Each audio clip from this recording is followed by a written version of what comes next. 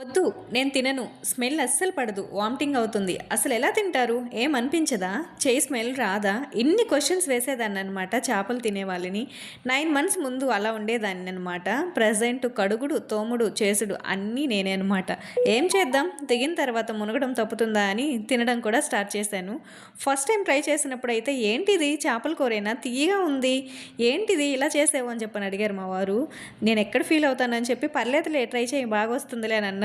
ప్రతిసారి నాకు మాత్రం పెట్టకాను కూడా అన్నారు. కానీ ఇప్పుడు మాత్రం పర్ఫెక్ట్గా వచ్చేస్తుంది. తినగ తినగ తీయగుండు, వినుగ వినుగ కమ్మగుండు అన్నట్టు అనమాట. చేపల పులుసు మాత్రం సూపర్గా వచ్చింది. ప్రాసెస్ ఏంటి అంటే ఫస్ట్ చేపలు నీట్గా కడిగి పక్కన పెట్టుకోవాలి. ఉప్పు, కారం, పసుపు వేసుకొని కలుపుకొని పక్కన పెట్టుకోవాలి.